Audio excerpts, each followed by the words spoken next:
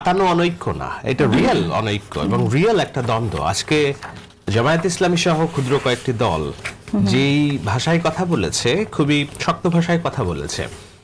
এদের অনেকেই আপনারা জানেন যে শেখ হাসিনা পতনের 4 দিন আগেও স্বরাষ্ট্রমন্ত্রীর বাসায় যে মুচলেখা দিয়ে এসেছে যে না, তারা সরকারের সাথে আছে। আমি নাম বলতে চাই না, চাইলে জিজ্ঞেস করলে আমি বলবো। অবশ্যই অবশ্যই, কেন নাম বলবেন না, এটা তো আসলে দিনের আলোর মতো সত্য বিষয়। হ্যাঁ, পরিষ্কার। এটা শেখ হাসিনা পতনের 3 দিন আগেও বলেছে যে আমরা আপনাদের সাথে আছি। শেখ হাসিনা পতনের পর এখন গত একটা বছর ধরে আমরা দেখছি যে এই নানান রকম আলোচনা সমালোচনা এগুলোর মধ্যে দিয়ে একটা যেই দূরত্ব ছিল, সেই দূরত্ব এখন যখন বড় দলগুলো, বিশেষত জামাত তো আগেই তাদের প্রার্থিতা ঘোষণা করেছে, বিএনপি অনেক দেরি করে প্রার্থিতা ঘোষণা করেছে, এনসিপি তাদের প্রার্থিতা ঘোষণা করেছে, কিন্তু এই সমস্ত প্রক্রিয়াকে নির্বাচনমুখী থাকার পরেও এখন কেবলমাত্র আসন ভাগাভাগির বিষয়টিকে ফায়দা নেওয়ার জন্য তারা জুলাইয়ের চেতনাকে হস্টেজ, অর্থাৎ জুলাইকে দিয়ে একটা ব্ল্যাকমেইল করার চেষ্টা করা হচ্ছে যে না, আপনি এগুলো না মানলে আমরা নির্বাচন হতে দিব না। আজকে যদি বিএনপি বলে যে আপনাদের 150টা আসন আপনাদের ছেড়ে দিলাম, পরশুদিন নির্বাচন হবে, তখন আর জুলাইয়ের চেতনা, আইনি বাস্তবায়ন, ভিত্তি এগুলো থাকবে বলে আমার মনে হয় না। তো এই নির্বাচনকে হস্টেজ করার জন্য যখন জুলাইকে ব্যবহার করা হচ্ছে রাজনৈতিক দলগুলো, কয়েকটি রাজনৈতিক, আমি সবার নাম বলবো না, তখন তো আপনার প্রতিপক্ষ আপনাকে আপনার ঘাড়ের উপর চেপে বসার সুযোগ পাবেই। এবং আজকে দেখেন জামায়াত ইসলামী তাদের আজকের 11 তারিখে তাদের যে সমাবেশ, সেখান থেকে বার্তা দিচ্ছে আগামী 2-1 দিনের মধ্যে তারা, সরকার যদি তাদের কথা না শোনে তাহলে আরো কঠোর হবে। আচ্ছা, আমি বলি, এবং এই প্রসঙ্গটা আমরা আসবো সমাবেশের প্রসঙ্গে। আমি 13 তারিখে আওয়ামী লীগের ঘোষিত প্রোগ্রাম। সুতরাং আমরা যদি দেখি জামায়াত ইসলামী এবং আওয়ামী লীগ রাজনৈতিকভাবে ঐক্য তৈরি করে কিভাবে বিএনপির ক্ষমতায় যাওয়ার পথ রুদ্ধ করা যায়, একটা অঘোষিত তাদের রাজনৈতিক ঐক্য হয়ে গিয়েছে। সেই কারণেই আমার মনে হয় যে এই সুযোগটা আওয়ামী লীগ নিচ্ছে এবং যার টোল পড়ছে সাধারণ মানুষের উপর, ইকোনমির উপর, এবং নিরাপত্তা ব্যবস্থা বিঘ্নিত হচ্ছে, আমি এটা মনে করি। ওকে, আসবো আবার আপনার কাছে ASM শাহরিয়ার কবির। আমি আপনার মন্তব্য শুনতে চাই যে আসলে আমরা তো দেখছি যে রাজনৈতিক ঐক্য নেই, কিন্তু শাহিদ আলম যে কথাটি বললেন যে জামাত এবং আওয়ামী লীগ নির্বাচনকে বানচালের জন্য রাজনৈতিক একটা ঐক্য তাদের মধ্যে হয়ে গেছে, আপনি এখানে কি বলবেন? ধন্যবাদ আপনাকে। আপনার মাধ্যমে আপনার টিভির সমস্ত দর্শকদেরকে আসসালামু আলাইকুম এবং শুভেচ্ছা, এবং আপনারা যারা আজকে উপস্থিত আছেন তাদেরকেও সালাম ও শুভেচ্ছা। জুলাই, হস্টেজ, ব্ল্যাকমেল এত তাড়াতাড়ি শুনতে হবে এটা আশা করে টকশোতে আসিনি, কিন্তু শুনতে হচ্ছে। এটাই নির্মম, এটাই নির্মমতা।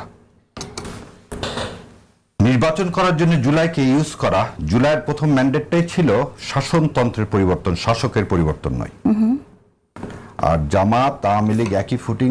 এই ধরনের কথাবার্তা যারা আওয়ামী লীগ বয়ান তৈরি করবে, যারা আওয়ামী লীগকে পুনর্বাসন করতে চাইবে, তারা এই ধরনের বয়ান কারো না কারো স্বার্থ রক্ষা করার জন্য তৈরি করবে, এটাতে আমি আশ্চর্যান্বিত হই না।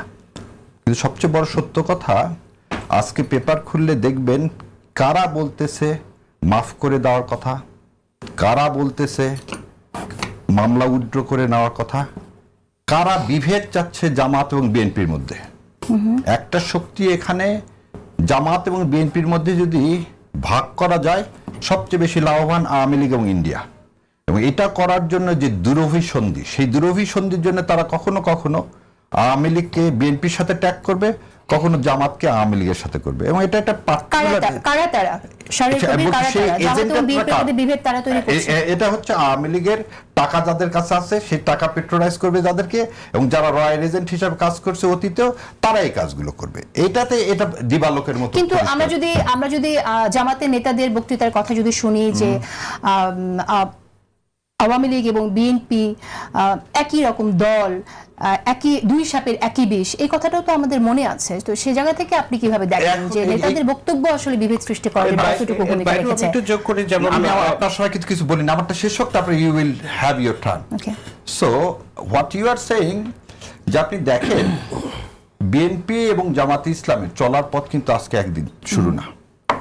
বাংলাদেশের রাজনীতির সাথে প্রতারণা আওয়ামী লীগ করে এই ভারতের ড্রাফটেড কনস্টিটিউশন দিয়ে আমাদের সাথে প্রতারণা শুরু, এবং তারপরে শহীদ রাষ্ট্রপতি জিয়াউর রহমান প্রথম রিকনসিলিয়েশন করলেন। মুসলিম লীগ এবং বামফ্রন্ট জাদু মিয়া এবং শাহ আজিজুর রহমানদেরকে নিয়েই বিএনপি গঠন হলো এবং ভাসানী ন্যাপের যে মার্কা ধানের শীষ, সেই ধানের শীষই হলো বিএনপির মার্কা। সো এই যে রিকনসিলিয়েশন, এই যে বিবাহ মানে বহু গণতান্ত্রিক ধারা, সেই ধারা শুরু হলো এবং তারই পরিপ্রেক্ষিতে দীর্ঘদিনের বিএনপি এবং জামাতের একটা কি রাজনৈতিক, খালি বিএনপি জামাত বলবো না, গণতন্ত্রের স্বার্থে রাজনৈতিক দলগুলো যতক্ষণ শেখ হাসিনা মনস্টার হয় নাই বা ভারতের পেট্রোনাইজ হয় নাই ততক্ষণ পর্যন্ত আমরা চলে এসেছি। এটার একটা উদাহরণ দেখেন, 90 সালে 3 দলীয় ঐক্যজোট সাইন করছে, তারপরে 91 সালে ইলেকশনের পর জামাত ইসলাম মানে কোনো রকম কোনো বেনিফিট না নিয়েই নিঃশর্তভাবে বিএনপিকে সমর্থন করেছে। যখন সেই বিএনপি 1996 সালের 12 ফেব্রুয়ারি লাইনচ্যুত হয়ে গেল, তখন এই তত্ত্বাবধায়ক দিয়ে বিএনপিকে আবার লাইনে ফিরিয়ে আনা, 2001 সালে একসাথে নির্বাচন করে বিএনপির সাথে একসাথে সরকার গঠন করা এবং দীর্ঘ আজকে এই 17 বছর যে ইন্ডিয়ান আধিপত্যবাদ, শেখ হাসিনার যে আমাদের সার্বভৌমত্ব ইন্ডিয়ার কাছে হস্তান্তর করা, এই আন্দোলনে সবচেয়ে বেশি যদি নিপীড়ন নির্যাতনের শিকার হয়, যেমন আমি সেদিন এক জায়গায় বলছি, পৃথিবীর কোনো দেশে নাৎসি ছাড়া বোধ এরকম হয়নি। আপনি মা বোন, সেজন্য এই উদাহরণটা দিচ্ছি। শফিকুল ইসলাম মাসুদের ওয়াইফ প্রেগনেন্ট, তার ওয়াইফকে তুলে নিয়ে আসলো র্যাব, এসে বলল যে শফিকুল ইসলাম মাসুদ যদি আসে তাহলে আপনাকে ছেড়ে দিব। না ঠিক আছে, আমরা প্রসঙ্গ থেকে দূরে সরে যাচ্ছি। ভিকটিম তো অনেকেই হয়েছে, এটা আমরা জানি।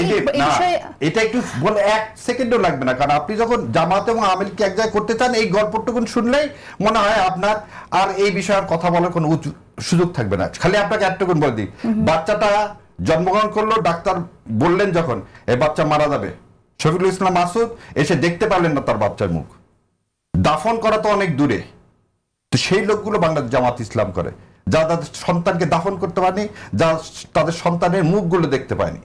সো তাদেরকে যদি কেউ বলে যে জামাত এবং আওয়ামী লীগ এক, তাহলে এটা তাদের হয়তো কোনো ম্যানিফেস্টো আছে, সেই ম্যানিফেস্টো বাস্তবায়নের জন্য ইন্ডিয়ার কারণে এটা করতেই পারে। আচ্ছা ঠিক আছে, ধন্যবাদ আপনাকে। আমি নিরুফা চৌধুরী মনি, আমি আপনার কাছে এটা শুনতে চাই, আপনার বক্তব্য শুনতে চাই। এখানে অনেকগুলো বিষয় এসেছে এবং ক্লারিফিকেশন দাবি করে।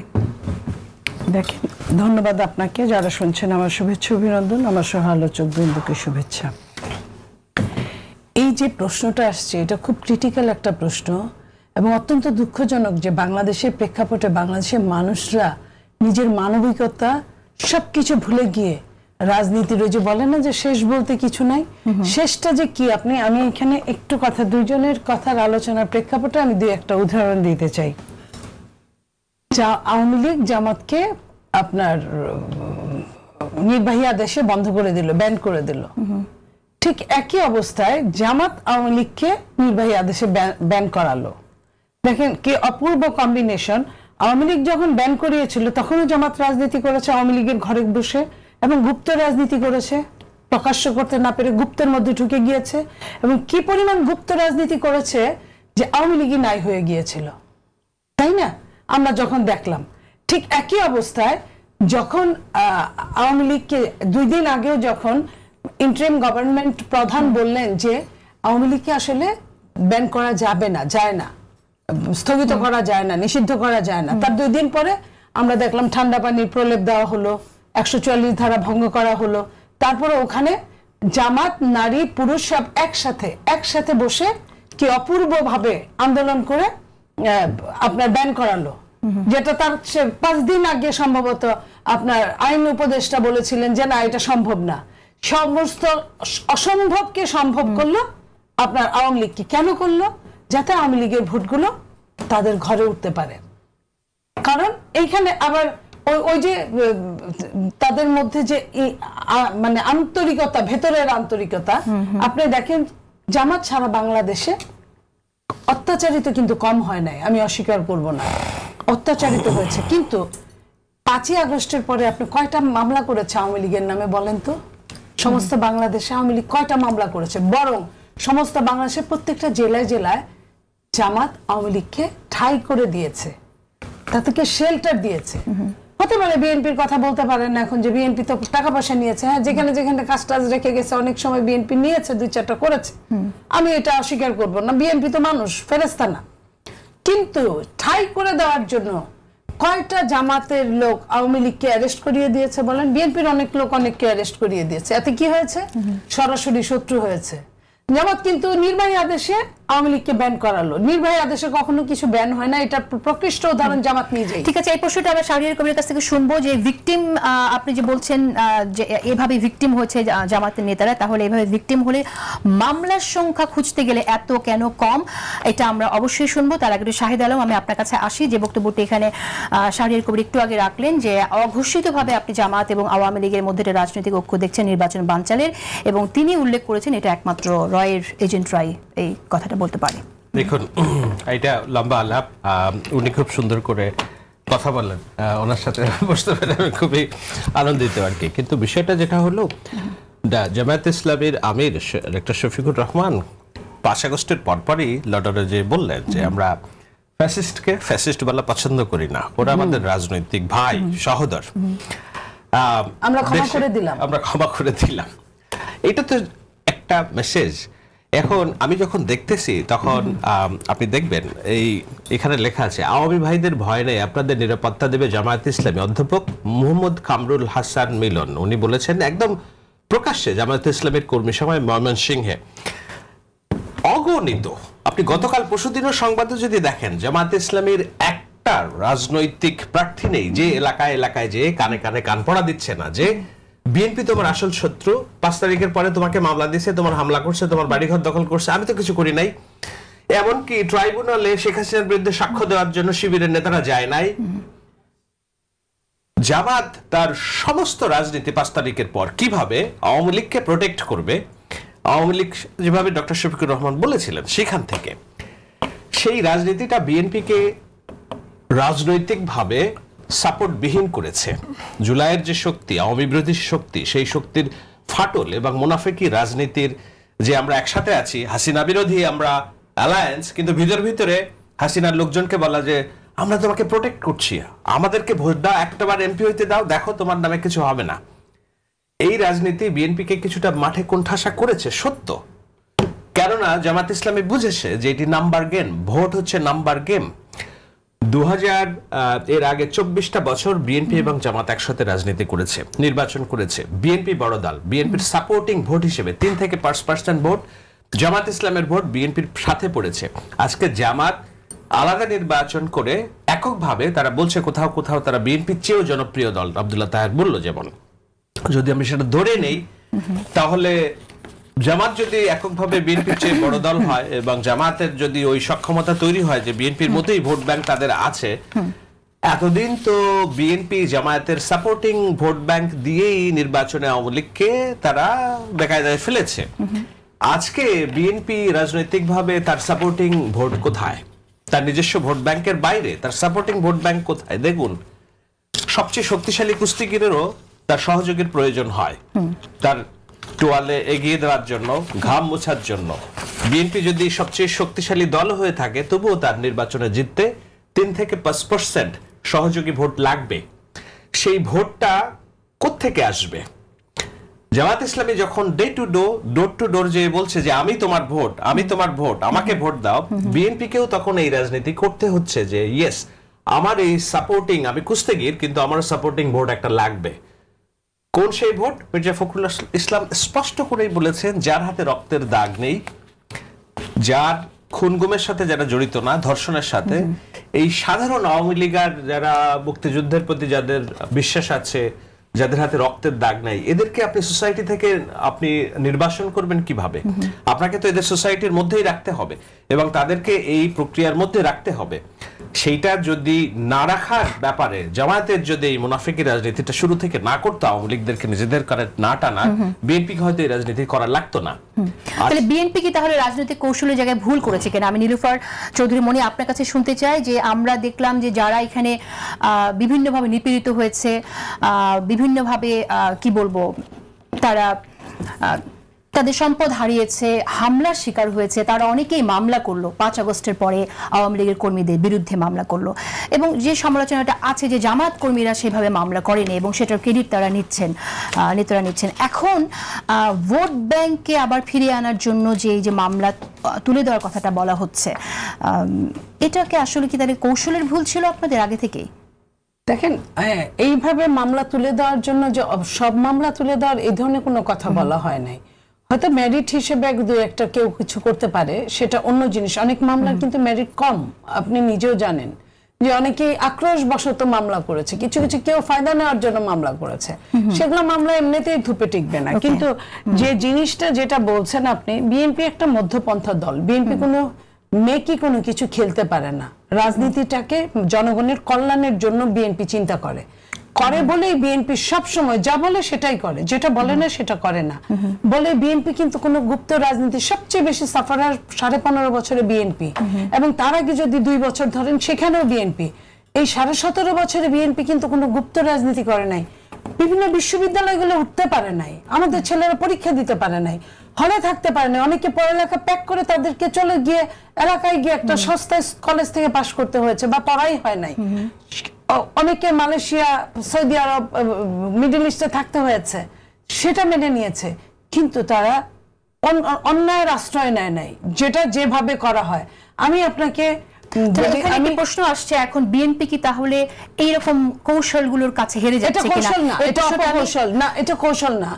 যারা একদম ডান হয়ে তারা সমাজতান্ত্রিক ডানের কাছে গেল, ডান বামের মাঝখানে মধ্যপন্থার কাছে গেল, এবং যে কোনো মূল্যে তাকে টিকে থাকার জন্য চরমভাবে তার সমস্ত এটা ইসের মতো আপনার গিরগিটির মতো সমস্ত রং পাল্টে ফেললো, আবার আপনার রং পাল্টে ফেললো। এটা বিএনপি শিখে নাই। আমরা এটা কোনোদিন আমাদের রাজনীতির ধর্মের মধ্যে এটা নাই। যে যেভাবে জেল খাটছে, জেল নিয়ে আমরা কাটাইছি, ধান খেতে থাকছে, পুকুরের পানার নিচে থাকছে, কিন্তু এই কাজটা করে। ওকে, আসবো আবার আপনার কাছে। শাহরিয়ার কবির, আমি আপনার কাছে জানতে চাই যে আপনারা যে কথাটা বলছেন এখানে, প্রথমত যে বিচারের ব্যাপারটা একটু শুনতে চাই, যে এত ভিকটিম হলে সেখানে কেন মামলার সংখ্যা এত কম, একটু আপনি এখানে আমাকে খুলে বলবেন। আরেকটি বিষয় হচ্ছে, আজকের নির্বাচন পেছানোর জন্য আওয়ামী লীগের সাথে যে তুলনা করা হচ্ছে, এটা দু এক জায়গায় আমিও শুনেছি যে একই রাজনীতি হচ্ছে যাতে নির্বাচনটা না হয়। জামাত চায় না যে নির্বাচন এখন হোক। আমি সেই জায়গায় একটু কোট করতে চাই, আজকের যে সমাবেশ হয়েছে সেখান থেকে আমি একটু কোট করতে চাইছি। হামিদুর রহমান আজাদ তিনি আজকে বলেছেন, সংবিধান অনুযায়ী গণভোট না হলে 29 সালে নির্বাচন, অর্থাৎ যে কোনোভাবে হোক 29 সালে নির্বাচন একটা প্রস্তাবনা সামনে এসেছে, যেখানে গণভোটের ধারা বাতিল করেছিলেন শেখ হাসিনা। এখন যারা বলেন সংবিধানে গণভোট নেই, তারা কি তাহলে হাসিনার সুরে কথা বলেন না? তো সেক্ষেত্রে আমি বলবো যে হাসিনা তো তত্ত্বাবধায়ক সরকার পদ্ধতিও বাতিল করেছেন হাসিনা সরকার। সেই তত্ত্বাবধায়ক সরকার পদ্ধতি ফিরিয়ে আনার জন্য আদালতের কাছে যেতে হলো। আদালতের শুনানি শেষ হলো আপিলে বিভাগে। এখন আমরা জানি 20 অক্টোবর সেটা রায় ঘোষণা হবে। তাহলে কি গণভোটের জন্য আদালতের কাছে আবার শরণাপন্ন হওয়া উচিত কিনা? 20 নভেম্বর, হ্যাঁ, তাহলে আদালতের কাছে শরণাপন্ন হওয়া উচিত কিনা গণভোটের জন্য? ধন্যবাদ আপনাকে। আপনার মানে প্রশ্নটা দুই টাইপের। আমি প্রথমটাই আগে উত্তর দেওয়ার আগে মনিয়াপাকে এবং শাহেদ ভাইকে অন্তরের অন্তঃস্থল থেকে ধন্যবাদ। কারণ মনিয়াপা একটা জিনিস বললেন, দেশবাসীর এটা খুব সুন্দর করে শোনা উচিত। জামাত আন্দোলন করে আওয়ামী লীগকে নিষিদ্ধ করেছে নির্বাহী আদেশের জন্য, এবং আমি আলহামদুলিল্লাহ বলতেছি, জামাতের যদি এটা সত্যিই জামাতের অ্যাচিভমেন্ট হয়ে থাকে, আই ফিল প্রাউড যে জামাতে ইসলাম নির্বাহী আদেশের দ্বারা আওয়ামী লীগের কার্যক্রম সাময়িক স্থগিত করেছে। দ্বিতীয় কথার জন্য ধন্যবাদ। মনিয়াপা বলছে হ্যাঁ, বিএনপি বড় দল, কিছু কিছু জায়গায় চাঁদাবাজি করেছে, এটার জন্য মনিয়াপাকে ধন্যবাদ। আর শাহেদ ভাই বলেছেন অনেক জায়গায় ব্যবসা, জমি জমা এগুলো বিএনপি দখল করেছে। হ্যাঁ, এটাও সত্য কথা। যদি এই দুটা সত্য হয়, সেজন্য আমার অন্তরের অন্তঃস্থল থেকে আবার আপনারা সবাই, কিন্তু আমি বলি নাই একটা টু শব্দ করে, আমি বলার সময় আপনারা একটু বলেন না, তাহলে গন্ডগোল হয়ে যাবে।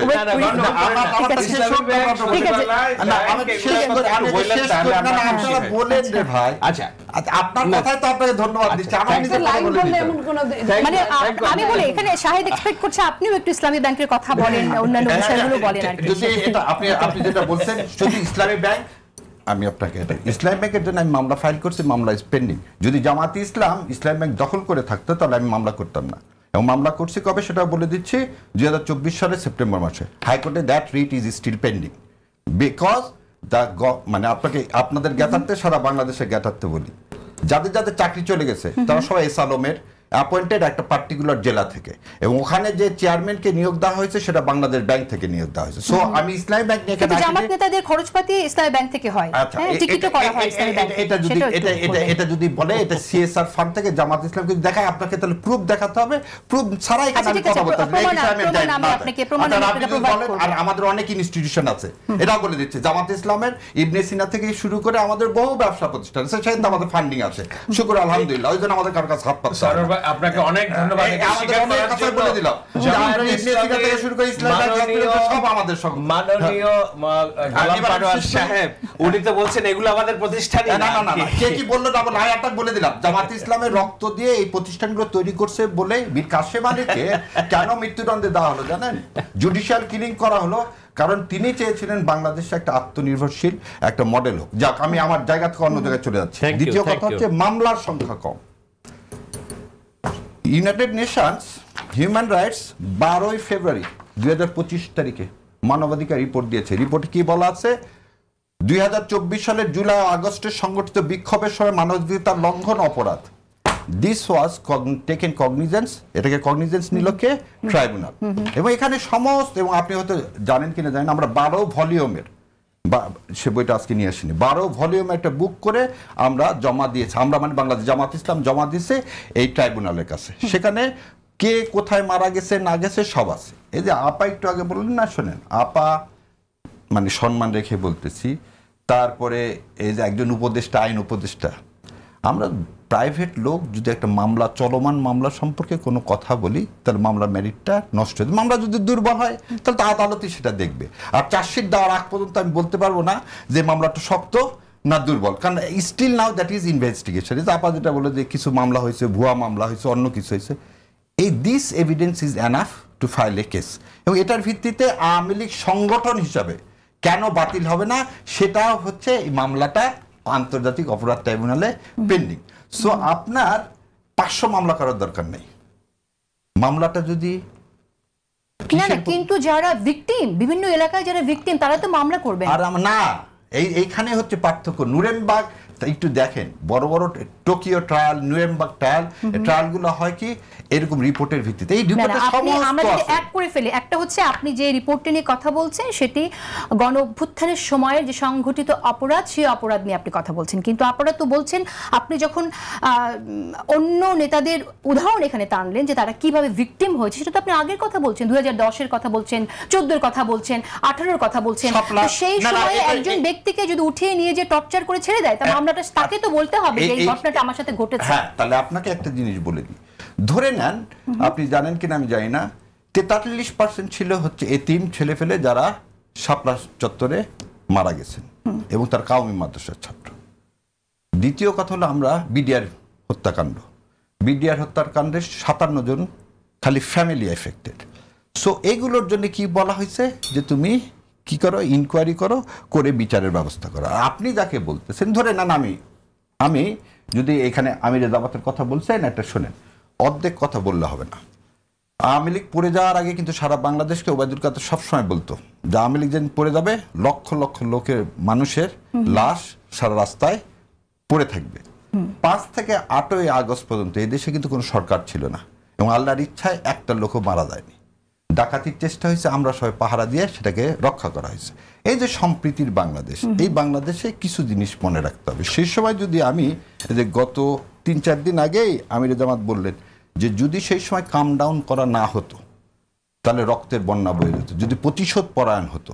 প্রথম জিনিস হচ্ছে আইনের উপর শ্রদ্ধাশীল থেকে আপনাকে যা করার আপনি সেটা আইনের উপর শ্রদ্ধাশীল, আর নিজের হাতে আইনটা তুলে নিন না।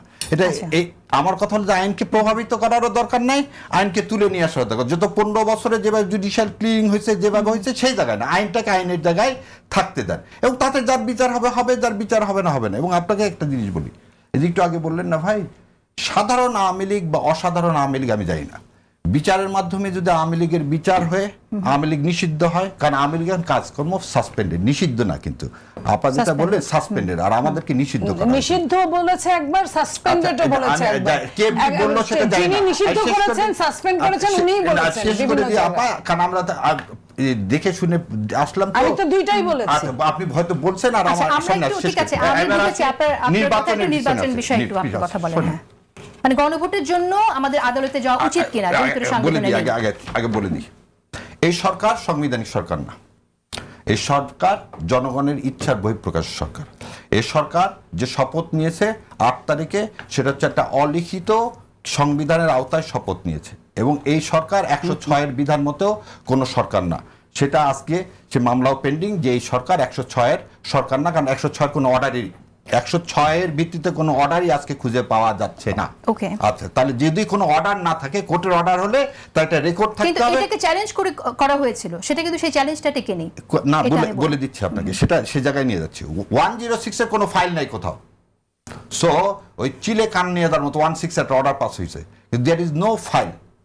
অর্ডার দিছে যে হাইকোর্টে একজন ফাইল করেছিল এই সরকারকে কেন বিপ্লবী সরকার ঘোষণা করা হবে না, তখন ওই জাজমেন্টে বলছে এই সরকার জনগণের কি সার্বভৌম ক্ষমতার বলে এসছে, এবং সেই সময় 106 এর কথাটাও ওখানে বলেছিল। দেখেন আর একটা জিনিস দেখেন, জুলাই ঘোষণাপত্রে বলা ছিল এই সরকার হচ্ছে 106 এর সরকার। জুলাই সনদে এসে কিন্তু সেই 106টা তুলে দেওয়া হলো। কেন তুলে দেওয়া হলো? যখন দেখা গেল 106 অ্যাকচুয়ালি নাই। তাহলে এই কনস্টিটিউশনের বাইরে যদি সরকার হয়ে থাকে, তাহলে আমরা যে ভোট চাচ্ছি ফেব্রুয়ারি মাসে চাই, জানুয়ারি মাসে চাই, ডিসেম্বরে চাই, এটার তো একটা ম্যান্ডেট লাগবে। ম্যান্ডেটটা কি হবে? ম্যান্ডেটটা হতে হবে জুলাই সনদ। এই জুলাই সনদে আমরা কিন্তু এগ্রি করছি, কি করছি, 6টা কমিশনের যে রিপোর্ট তার উপর ভিত্তি করে আমরা সংস্কার করব। এবং আমি একটু বলি, একটা বিষয় বলতে চাচ্ছি আমি, সেটা হচ্ছে আপনি জুলাই সনদ তো সংস্কার এবং নতুন বাংলাদেশ বিনির্মাণ আগামীতে আপনার রাষ্ট্র পরিচালনা কিভাবে হবে সেটার একটা সনদ। আর আপনি যেটা বলছেন যে 106 যেহেতু খুঁজে পাওয়া যাচ্ছে না রায়, সুতরাং এই সরকার অসাংবিধানিক সরকার, এবং এই সরকার অসাংবিধানিক, এই সরকার সংবিধানের বাইরে, সংবিধানের বাইরে মানে অসাংবিধানিক। অলিখিত সংবিধান দুটো আলাদা। আমি একটু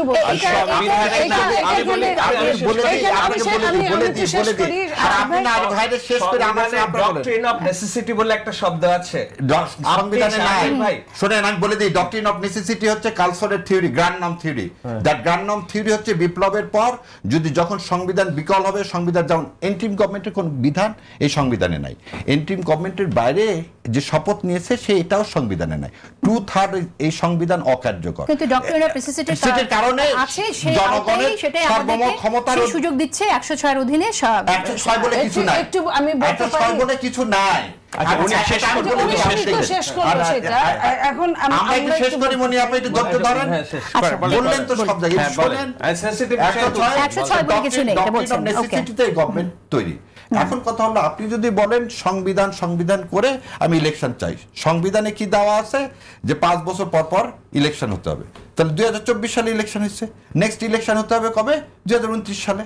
দ্যাটস দ্য মিন। সেই জন্যই কি আয়োজন আপনার 2029 সালে না বলা হচ্ছে যে আপনাকে যদি ভোট করতে হয় তাহলে সেটা অবশ্যই করতে হবে জুলাই সনদের ভিত্তিতে। সেই জন্য আমরা চাচ্ছি কি রেফারেন্ডাম। আর জুলাই সনদের সাথে কেন ইলেকশনের কি সম্পর্ক? এই গভর্নমেন্টের লেজিটিমেসি নির্ভর করতেছে জুলাই সনদের উপর। যে সরকারের যে আমরা দ্বিকক্ষ বিশিষ্ট চাই, আমরা চাই হাইকোর্টের বিকেন্দ্রীকরণ, আমরা 48টা কনস্টিটিউশনের টোটাল 86টার মধ্যে 48টা ধারায় আমরা ঐক্যমত হয়নি, সে 48টা পর্যন্ত কি চাই? পরিবর্তন চাই। তো কনস্টিটিউশন যখন পরিবর্তন করবেন কনস্টিটিউয়েন্ট পাওয়ার দিয়ে, ঠিক আছে, তাহলে আপনাকে এবার আপনার লাস্টে কথা ক্লিয়ার। শুনেন, 15 অ্যামেন্ডমেন্টের রায়ে রেফারেন্ডাম ফিরে এসেছে, কিন্তু সেটা এখন আপিল পেন্ডিং। সো আজকের কনস্টিটিউশনে রেফারেন্ডামটা 15 অ্যামেন্ডমেন্ট দিয়ে বাতিল করা হয়েছে, সেটা এখনো আমাদের কনস্টিটিউশনে নাই। তাহলে আপনি একদিকে বলবেন যে কনস্টিটিউশনে যেহেতু গণভোট নাই অতএব ভোট করতে পারবো না, আবার তাহলে আপনি ফেব্রুয়ারি মাসে ইলেকশন চান, কিভাবে? এটা দ্বিচারিতা না? তার মানে নির্বাচন চাওয়া যাবে না, আপনি বলছেন সংবিধানে নির্বাচন চাইতে হবে সনদের ভিত্তিতে। আবার জুলাই সনদ হচ্ছে এই দেশের মুক্তির সনদ, জুলাই সনদ হচ্ছে ভারতীয় আধিপত্যবাদ। জুলাই সনদ তো আপনারা স্বাক্ষর করলেন, এটাকে আপনি লিগ্যাল বেসিস দেন, অর্ডার পাস হচ্ছে, অর্ডারের মধ্যে কবে ভোট করবেন। নিরুফার চৌধুরী মনি, আপনার কাছ থেকে শুনি তাহলে।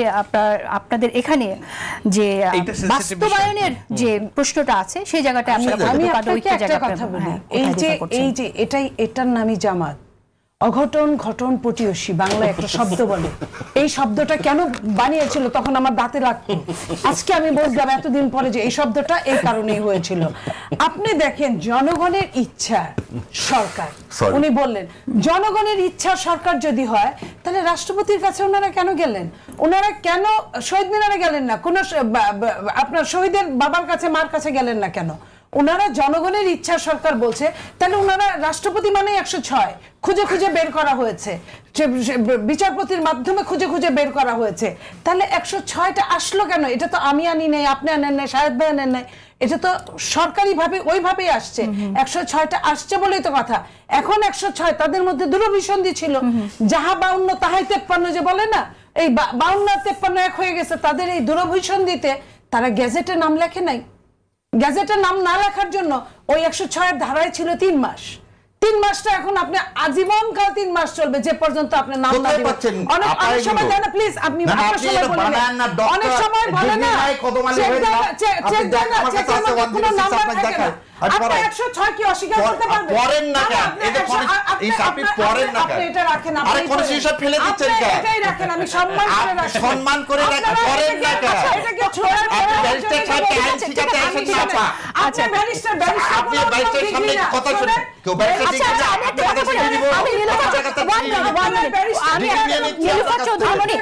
আমি একটা কথা বলি, আপনাকে কেউ আইন শেখাবে না, আপনি সুপ্রিম কোর্টের আইনজীবী।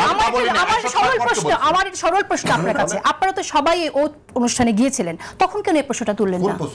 যখন আপনার ওথ নিল অ্যাডভাইজাররা, আপনাদের সমর্থিত অ্যাডভাইজাররা, না 6 বিতে তো আসলে ওথ তো নাই কনস্টিটিউশনে। ওকে, আমি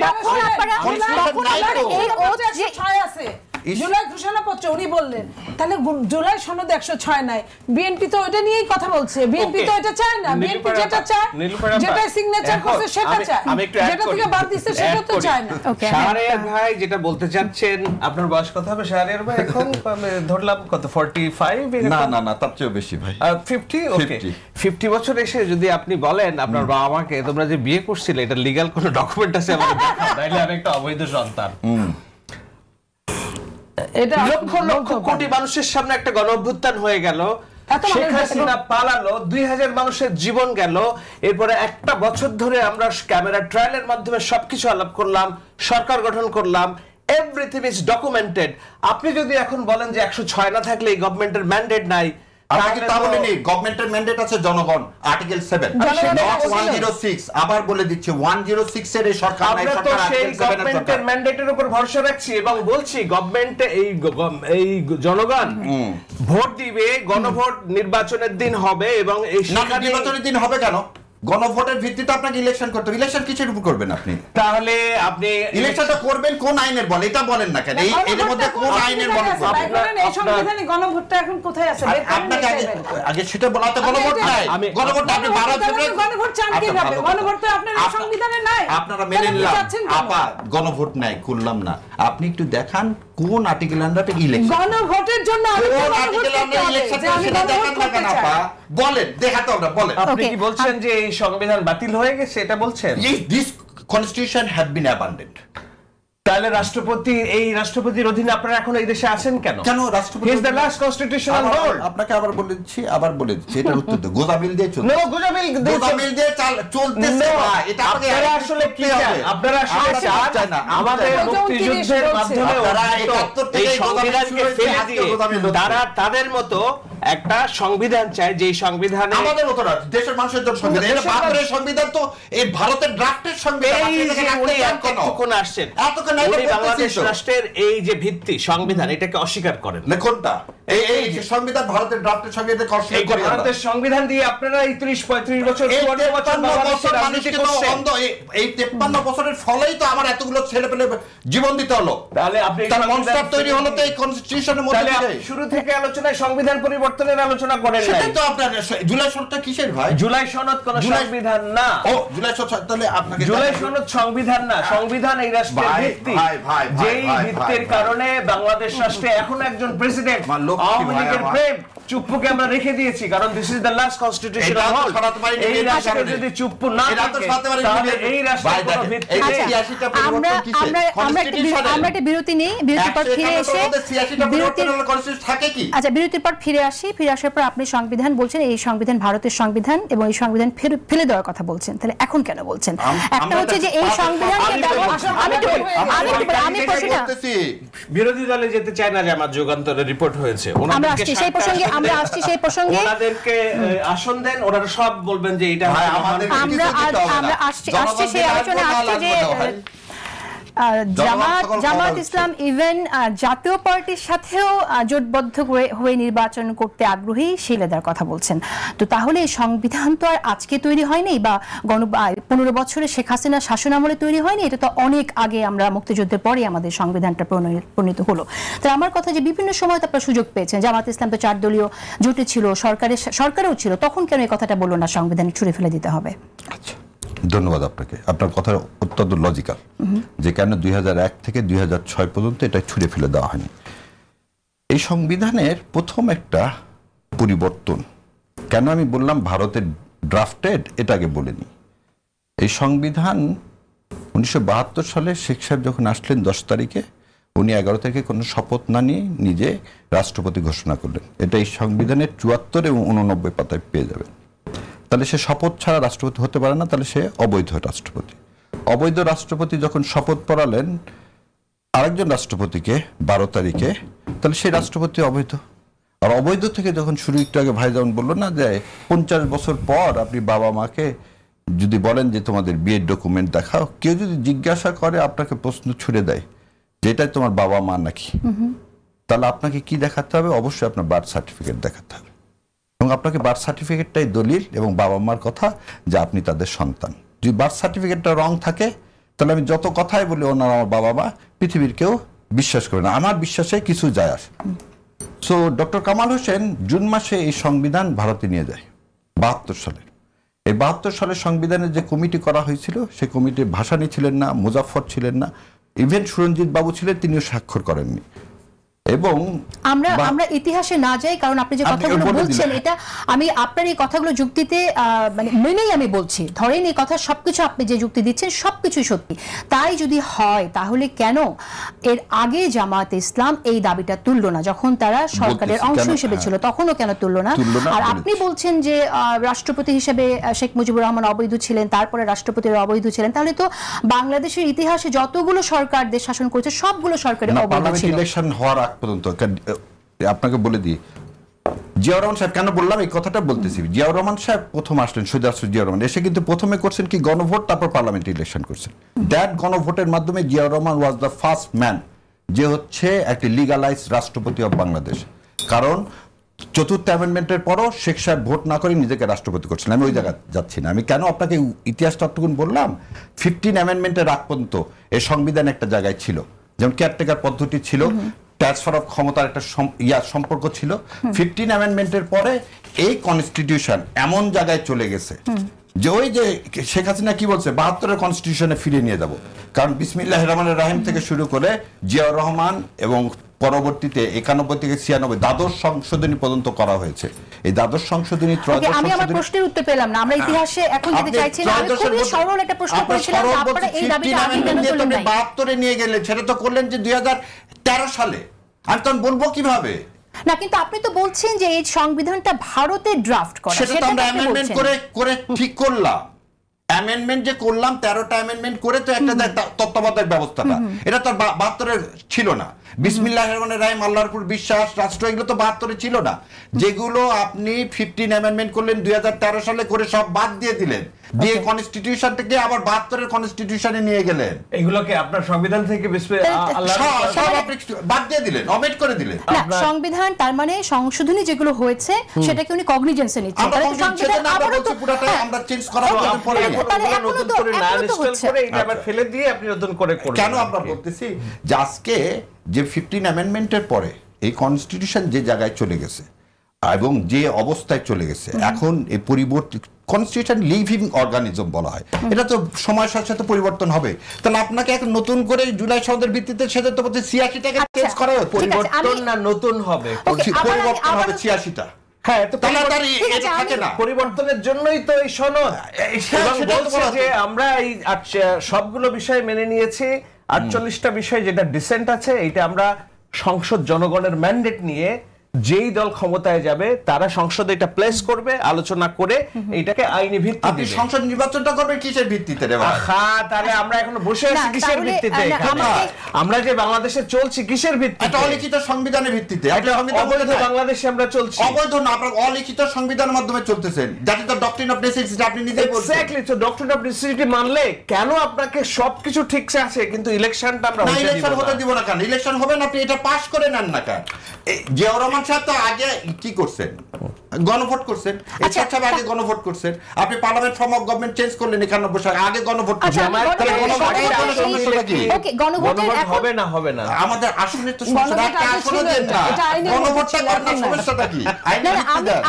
আমি একটু এখানে জিজ্ঞেস করছি, একটা জিনিস আমি জানতে চাইছি, সেটা হচ্ছে যে গণভোটের কথা যে বলছেন, ইতিহাসে সংবিধানের এতগুলো সংস্কার নিয়ে, এতগুলো প্রস্তাবনা নিয়ে গণভোট হয় নাই।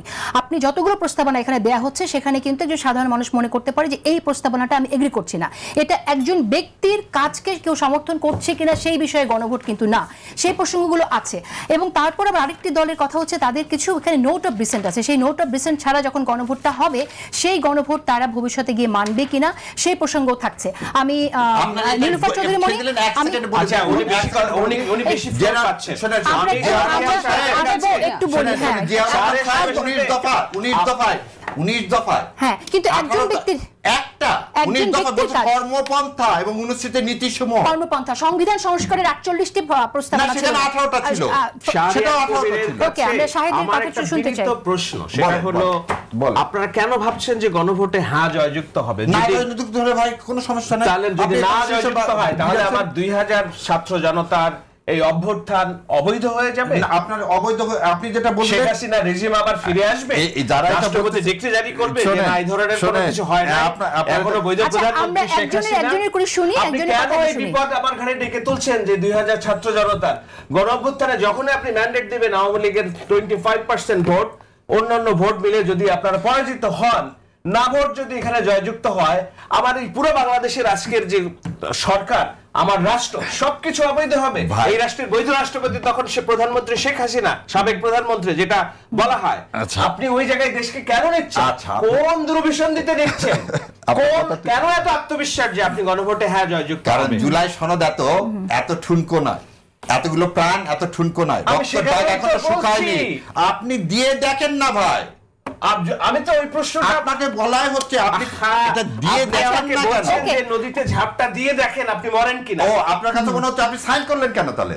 না। আপনি তো সাইন তো করছেনই এটা আমি implement সাইন করার করছি, জন্য। আমার নোট অফ ডিসেন্ট নিয়ে আমি আর sign ভালো কথা, করছি। আপনি নোট অ্যান্ড ডিসেন্ট নিয়ে করতে চাচ্ছেন, আপনি খুব ভালো গণভোটে কথা। যান। আপনি গণভোট দেন না কেন? গণভোটে note of dissent note and dissent সহ দেন, আপনি সেজন্য বলেন, এটাতে তো আমাদের কোনো কিছু নেই। তাহলে নোট অফ ডিসেন্ট সহ সহ গণভোট হতে গণভোট পারে। দেন। গণভোট, হ্যাঁ, আমার তো মনে হয় না যে না। গণভোটে কোনো আপত্তি আছে। না, গণভোটের বিএনপি ভোটের কোনো আগে আপত্তি, আমরা কিন্তু বলছি নোট অফ- গণভোটের ভিত্তিতেই ইলেকশনটা হতে হবে। কিন্তু এটা নোট অফ তাদের- আমাদের। তাদের তাহলে নোট আপনি অফ- লেজিটিমেসি হবে না। ওকে, কিন্তু এটা নোট অফ ডিসেন্ট- আবেগের কথা বলে লাভ নেই। হ্যাঁ, কিন্তু একই দিনে গণভোট এবং জাতীয় সংসদ ইলেকশনের কথা আছে এবং সেই জায়গায় মনে হয় বিএনপি রাজি আছে, কিন্তু গণভোট এর আগে যে হওয়া পসিবল না সেটার কিছু যুক্তি এখানে আছে যে গণভোট কেন নির্বাচনের জাতীয় সংসদ নির্বাচনের আগে হওয়া সম্ভব না, সেই বিষয়টা আমরা আজকে আর কথা বলতে পারছি না কারণ আমাদের সময় নেই। এটা কোনো কথা এবং না, আপনাদেরকেও আপনাদের আমি আপনার না, আমি শেষ করছি না, আমি আপনার মন্তব্য শুনবো, অবশ্যই শুনবো। আমি একটু অন্য কথা একটু আনতে চাই যে একটু ছোট করে আপনি আমাকে বলেন যে গণভোটের আড়ালে কি আসলে যে পলিটিক্যাল ন্যারেটিভটা বিল্ড করা হচ্ছে এখানে কি আসলে বিএনপিকে দুর্বল করা হচ্ছে বলে অবশ্যই হচ্ছে কিনা? এখানে এবং বিএনপি মেন ফ্যাক্টর। তাকে আপনি ধরেন 72-এর সংবিধানে 17-18 বার সংশোধনী হয়েছে, কোনো তো সমস্যা নাই, দরকার পড়লে আবার সংশোধনী হোক, সেটা তো কোনো সমস্যা নাই। একটা এনভায়রনমেন্ট অনুযায়ী সংশোধনী হতেই পারে, হাজয় যুক্ত হয়েছে বলে 2/3 দিয়ে সংশোধনী হতে পারে। তার আগে আপনি কেন এই যে এখন পর্যন্ত বলা হচ্ছে ছুঁড়ে ফেলে দেওয়া, তাহলে কি আপনি স্বাধীনতাটাকে অস্বীকার করেন? একদম। আপনি মনে করেন ভারত না কি কোথায়, ভারত তো আমাদের সেদিন সহযোগিতা করেছিল, অস্বীকার তো আমরা করি না। এবং আমরা যে 200 বছর ব্রিটিশের আন্ডারে ছিলাম, ওইখানে তো 72-এর মধ্যে অলিখিত সংবিধান অনেক যুগ হয়েছে, অনেক এখন 154 ধারায় কিন্তু অ্যারেস্ট করা হয়, এখন আপনার না বুঝছে কিন্তু অনেক কিছুই হয়। তো এগুলো কিন্তু অনেক ব্রিটিশের ইসে থেকে, এটা আসলে যারা দেখতে পারে তার চলন বাঁকা। আমি এখানে বলছি, আপনি বলবেন, শেষ করছি না। প্রিয় দর্শক, আপনারা যারা দেখছেন টেলিভিশনের পর্দায়, আপনারা আমাদের অনুষ্ঠান আরো কিছুক্ষণ চলবে। টিভির পর্দা থেকে আমাদের বিদায় নিতে হচ্ছে, তবে ডিজিটালে আপনি আপনাদের দেখতে পারবেন টাইমলাইন বাংলাদেশ ফেসবুক পেজ এবং জিটিভির ইউটিউব চ্যানেলে। আরো কিছুক্ষণ আমরা কথা বলবো। ধন্যবাদ সবাইকে। আপনার যে জিনিসটা কোনো আইনের মধ্যে নাই, এখন সংবিধানের মধ্যে নাই গণভোট, সেই গণভোটের জন্য সত্যিকার অর্থে যদি আপনি গণভোট করতে চান তাহলে আরেকটা গণভোটের দরকার পড়ে। এই গণভোটটা হবে কিনা জনগণ আপনাকে ম্যান্ডেট দিবে, ওই গণভোটটা তো আপনি করেন না। আপনি বিরাট বড় ব্যারিস্টার, আপনি একদম বাংলাদেশের সমস্ত অ্যাডভোকেটদের বস, কিন্তু ওইটা যে অ্যাডভোকেট লাগে না, ওটা যে সাধারণ যে নরমাল কথা, সেটার মধ্যে আপনি যাচ্ছেন না। ভোটই যখন হবে, আইনের বাইরে ভোট হবে, তাহলে ইলেকশনের দিন হইলে ক্ষতি কি? আপনার কেন এটার জন্য আলাদা? তার মানে আপনার যেমন মধ্যে আমি আরেকটা একটা গণভোট দূরদর্শন চাই, নিয়ে আছে। বাংলাদেশে জামায়াত ইসলামের রাজনীতি থাকা উচিত কি উচিত বিএনপি না? কি মনে করছে? শাহেদ প্লিজ, বিএনপি কি মনে করেছে যে ঠিক আছে তাদের এটা মেনে নিলাম, একটা ভোট সুন্দর একটা ভোটের জন্য আমরা এটা দেই, তো সেইখানে বিএনপি মনে করেছে যে এক খরচে হয়ে যাক একদিনেই, এটা পরবর্তী সংসদে গিয়ে এটা পাস হবে। এই গণভোট কিন্তু মেন গণভোট না, এটা পাস হবে। সেখানে আবার সরকার কি বলছে, একে তো নোট অফ ডিসেন্ট তুলে ফেলছে, দুই আবার বলছে 270 দিনের মধ্যে যদি এটা সংসদে পাস না হয় তাহলে স্বয়ংক্রিয়ভাবে হবে। এটা কি মামার বাড়ির আবদার পায় গেছে যে যেমনি ইচ্ছা তেমনি চাইলেই একটা জিনিস হয়ে গেল? কারণ আপনি মনে করছেন যে জিও পলিটিক্স আপনার উপর একটুখানি ভর দিছে আপনি বিরাট কিছু হয়ে যাবেন। এতই যদি হইতে পারতো তাহলে -2 ফর্মুলা নিয়ে 25 বছর কিন্তু জিও করে এত দিন থাকতে হইতো না। তো এখন সমাবেশ করেছে, আপনারা কি করবেন যদি সরকারের সিদ্ধান্ত আপনাদের পছন্দ না হয়? আপনারা কি করবেন? জামাত তো 8 দলের সমাবেশ করবে, বিএনপি মাঠে থাকবে, বিএনপি মাঠে আছে, রাস্তায় নামবে। বিএনপি তো এইটা কোনোভাবেই সম্ভব না যে আপনার একটা ইলেকশনের আগে আরেকটা ইলেকশন দেওয়া। একটা ইলেকশন, এই ইলেকশন তো ইলেকশন না। কি বলেছে একজন নেতা জামাতের, যে তখন বললো ওই ইলেকশন হবে না, গণভোট হোক। তো ওই ইলেকশনটা তাদের কাছে ফ্যাক্টর না, ফ্যাক্টর হলো গণভোট। তারপরে এই জুলাই সনদ হচ্ছে তাদের ফ্যাক্টর। জুলাই সনদ আদৌ জনগণ বুঝে? আচ্ছা, আপনার 3/3 যে আপনার গণভোট হয়েছিল আপনার রাষ্ট্রপতি শাসিত সরকার থেকে মন্ত্রী পরিষদ শাসিত সরকার, সেইখানে জনগণ ভোট দিয়েছে, একটা মাত্র কজ ছিল, সেখানে জনগণ ভোট দিয়েছে মাত্র 35%। আর আপনি এখানে 84টা কজ নিয়ে আসছেন, আপনি এর মধ্যে নোট অফ ডিসেন্ট নিয়ে আসছেন, আপনি এটার মধ্যে একটা পুরো সংবিধান নিয়ে আসছেন। বাংলাদেশের কয়টা মানুষ, আমরা যে এখানে 4 জন কথা বলছি, আমি ধরেন নমশূদ্রদের নিয়ে কথা বলছি, আমি ব্রাহ্মণ বাদ দিলাম, আপনার বিরাট ব্যারিস্টার, বাট নমশূদ্রদের কথা আমার কথা বলছি, আমি আমাদের কথা বলছি। আমরা নমশূদ্ররা, আমরা তো বুঝি না, আমরা তো নমশূদ্ররা বুঝি না। তা ব্রাহ্মণদের কথা তো সব নমশূদ্রের পরিমাণ 100 জনের 99 জন, আপনি 99 জনরে বুঝান, তারপরে আপনি গণভোট করেন। এতই সোজা গণভোট করা যে এতগুলা নোট অফ ডিসেন্ট সহ, এতগুলা আপনার বিএনপি অবশ্যই ওই দিন হলে চায়, ওই দিন হলে চায়, ওইটা একটা সিম্পলি ঘটনা। এই কারণে যে ওটাকে পাস করতে সংসদ লাগবে, তাহলে সংসদের যেদিন ইলেকশন হবে সেদিনই হোক। ঠিক আছে, রাজনীতি করে তো আব্দুল্লাহ তাহেরের মতো কথা বলতে পারছে না, কিন্তু আমি বিএনপি নেতৃত্বে থাকতে বলবো কি আমার চাই, এরকম তো বলতে পারে না বিএনপি। শোনেন, আমার নির্বাচন লাগবে ফেব্রুয়ারিতে, এই নির্বাচন আমি যেমন হোক আদায় করব, যদি সোজা গুলো না ওঠে বাঁকা আঙুল দিয়ে তুলবো। আমার ভয় হচ্ছে জামায়াত ইসলামী তাদের এই গত 54 বছরের ইতিহাসে প্রথমবার বিরোধী দল হওয়ার যে সুযোগ ছিল সামনে, সম্ভবত হাতছাড়া করতে যাচ্ছে। জিএম কাদের হাসছেন যে এই সুযোগ তাদের সামনে আসছে, আমার ভয় হচ্ছে। সরি টু না, আপনার ভারতীয় ন্যারেটিভকে আমি সমর্থন করি। এই ভারতীয় ন্যারেটিভ দুদিন আগেও বলছে, এটাকে জনগণ যদি নেয় শুকর আলহামদুলিল্লাহ, আই হ্যাভ নো অবজেকশন। আচ্ছা, নিজেদের দলের বিরুদ্ধে গেলে আপনারা ভারতীয় ন্যারেটিভ বলবেন, সেটার মধ্যে দিয়ে আমরা যুক্তি আসলে কতটুকু পাবো সেটাকে একটু কথা বলতে দেন।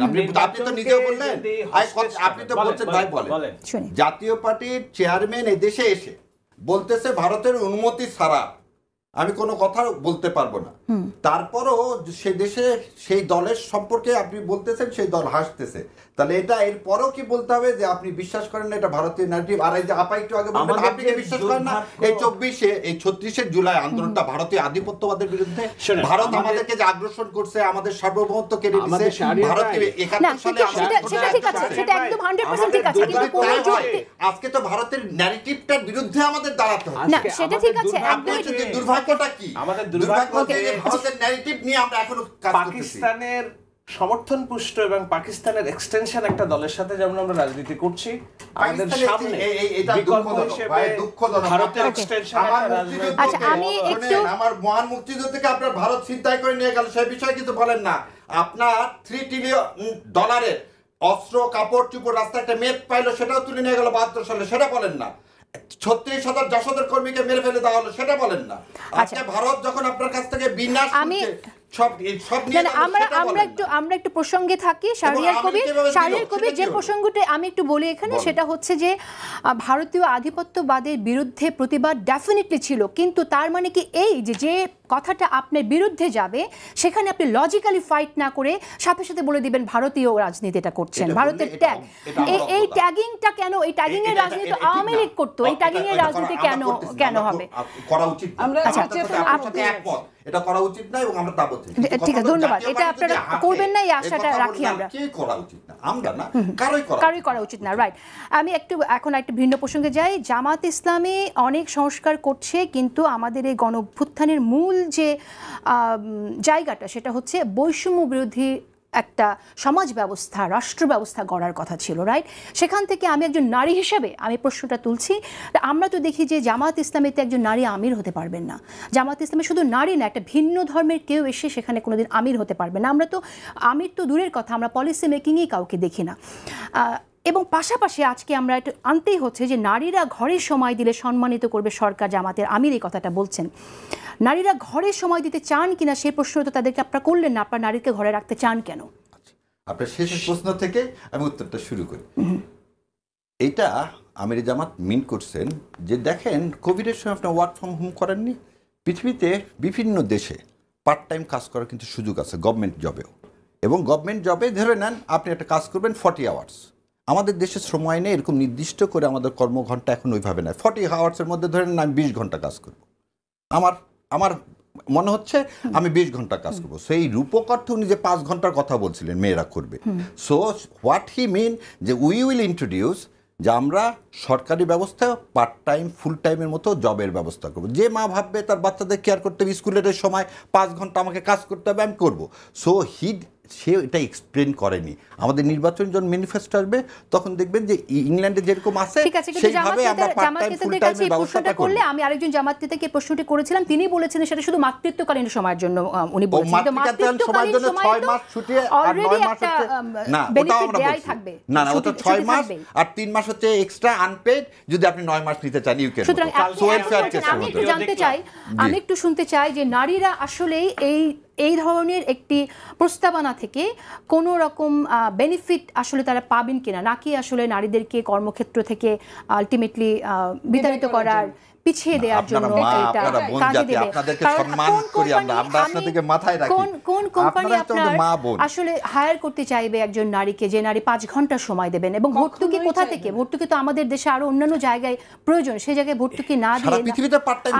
আমি নীলুফার মনির কথা আগে শুনতে চাই, আমি আসবো শাহরিয়ার কবির আপনার কাছে। সমস্ত পৃথিবী এখন হচ্ছে প্রতিযোগিতার পৃথিবী। সেটা আপনি এখান থেকে যদি আবেদন করেন আমেরিকা বা অস্ট্রেলিয়া বা ইউরোপের যে কোনো জায়গায়, আপনাকে প্রতিযোগিতায় টিকে থাকতে হবে। ওইখানে নারী পুরুষ হিসেবে আলাদা কোনো অবস্থান নাই। এবং আমি বলতে চাই জামাতের অনেকগুলো প্রতিষ্ঠান আছে, হাসপাতাল আছে, বিভিন্ন ব্যাংক আছে। জামাত কি নারীদের জন্য ইতিমধ্যে এর আগে কখনো নারীদের জন্য আধা ঘন্টা সময় কমিয়েছে? এটা হচ্ছে নির্বাচনী স্ট্যান্ডবাজি, এছাড়া আর কিছুই না। এবং নারীদেরকে ঘরে বসানোর জন্য, ঘরে বসিয়ে দেওয়ার জন্য যে তুমি এমনে যাবা না অমনে তোমার কেমনে যাইতে হয় এটা আমি বুঝি, এইটা করার জন্য এই কাজ।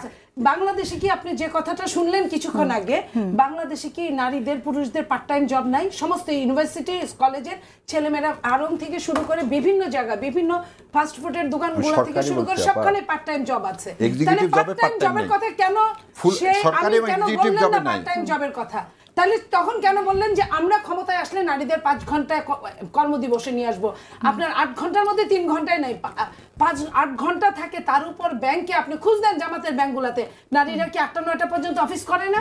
আপনি ইবনে সিনা থেকে শুরু করে অন্যান্য হাসপাতালগুলো খুঁজ দেন, নারীরা কি দিনে আচ্ছা, আপনি বলছেন যে এটা পলিটিক্যাল স্ট্যান্ডবাজি, ভোটের জন্য এটা এক ধরনের নিম্ন স্তরের স্ট্যান্ডবাজি আপনি বলছেন, কিন্তু আসলেই যদি জামাত ইসলাম এই ধরনের কোনো পলিসি ইন্ট্রোডিউস করে তাহলে আমার কাছে মনে হয় না যে এটা স্ট্যান্ডবাজি, কারণ আমি জানি না এটা আসলে নারীদেরকে অনেক পিছিয়ে দেবে কিনা, আমি শুনতে চাই। নারীদেরকে পিছিয়ে দিবে এটা স্ট্যান্ডবাজি না। আমার কাছে, আমি কালকে আমিরে জামায়াতের একটা ভিডিও দেখছিলাম যেখানে বলছে যে তোমরা কয়জন বিয়ে করছো এখানে, যারা বিয়ে করনি হাত উঠাও।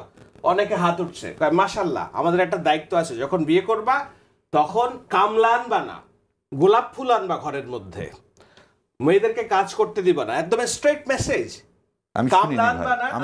আমি শোনাবো না, আপনি বলছেন তাতে যথেষ্ট। যে মাশাআল্লাহ যারা বিয়ে করবা সামনে, তারা ঘরে কামলা আনবা না, আনবা হচ্ছে যারা ঘরে সামলাতে পারে, গোলাপ ফুল হিসেবে থাকবে, তারা রানী হিসেবে থাকবে, কামলা যেন। এটা হলো যে স্ট্রেট বাংলাদেশের নারী জনগোষ্ঠীকে ঘরের মধ্যে রাখা। জামায়াত ইসলামীকে আমি বলি, সামনে পেট বিড়ালের মতো সুন্দর চেহারা, পেছনে একটা নেকড়ের চরিত্র, যারা এই নির্বাচনের মধ্যে জানেন জামাতে সবচেয়ে ওয়ার্কিং লেডি সবচেয়ে বেশি। হ্যাঁ, জামাত ইসলাম, আপনি কি জানেন আমির সাহেবের 3 মেয়ে ডাক্তার? আপনি কি জানেন এই আমাদের নায়েবে আমির যে তার 3 মেয়ে 3 ছেলে ডাক্তার, ওরা সবাই তার ওয়াইফ তার ওয়াইফও চাকরি করে। সো প্র্যাকটিক্যালিটিটা ডিফারেন্ট বলা যায়। আপনাদের যে লিটারেচার আছে সেই লিটারেচারে নারী নেতৃত্ব হারাম, নারীর বাইরে যাওয়া কথা বলা হয় না আমরা। আচ্ছা, আপনারা নারী কর্মী আছে কিন্তু নেতৃত্ব নিয়ে আমরা প্রশ্ন করছি, তাদের যে রাজনীতি নারীকে ঘরের মধ্যে বন্দী রাখা, যেখানে চিন্তা করেন আমাদের গার্মেন্ট সেক্টরের 80-90% এমপ্লয়ি নারী, এবং এক একজন নারীর উপর ভিত্তি করে তাদের কর্মঘণ্টা 8 থেকে 12 ঘন্টার উপর একটা সংসার চলে, 5 থেকে 7 জন সংসার চালায়, এবং তারা অনেকে ওভারটাইম করে। এই সমস্ত জনগোষ্ঠীকে আপনি বলছেন যে তোমার ঘরে ফিরে যেতে না, এদেরকে ঘরে নিলে তো আপনি দেশের উন্নয়ন করতে পারবেন না। আমরা যেহেতু নারী প্রসঙ্গে কথা বলছি, আমরা জানি আমাকে জুলাই সনদের ভিত্তিতে, জুলাই সনদে আপনারা প্রমিস করেছেন যে 5% নারী ক্যান্ডিডেট দেওয়া হবে, কিন্তু আমরা দেখলাম এখনো পর্যন্ত ঘোষিত যে প্রার্থী, সেই প্রার্থীর তালিকায় 3%-এর মতো নারীদেরকে মনোনয়ন দেওয়া হয়েছে। আপনি একটু আমাকে বলেন যে বিএনপি আসলে নারীদের নেতৃত্বকে কতটুকু উৎসাহ দিচ্ছে সামনে আসার জন্য? দেখেন, আমি আরো বলেন, বলছি, আমি বিএনপি করি দেখে এই কথাটা বলতে পারি। আমি অন্য দল করলে হয়তো পারতাম না, জামাত করলে বা বলতে পারতাম না, আমাকে চোখ বন্ধ করে অসত্য কথা বলতে হতো। এইখানে যারা নারীরা আসছে তারাও নারীদের ক্রাইটেরিয়ায় পড়ে না, তারা পুরুষরা নাই, পুরুষরা অনুপস্থিত, সে পুরুষরা মারা গিয়েছে, তার বদলে সেই ঘরে যদি পুরুষ যদি অ্যাডাল্ট থাকতো হয়তো তারাও আসতো না। আমি এখন পর্যন্ত এটা বললাম, নারীর কোটা যেটা সমস্ত পুরুষ জাতিকুলের যে মেন্টালিটি, বাংলাদেশের মাইন্ডসেটটা পুরুষদের এই নারীর ব্যাপার থেকে, নারীর রাজনীতিতে থেকে আরো উন্নত জায়গায় নিতে হবে, তাদের মেন্টালিটি হাই করতে হবে, নইলে হবে না। সেটা আমি জামাত কি বলি আর বিএনপি কি বলি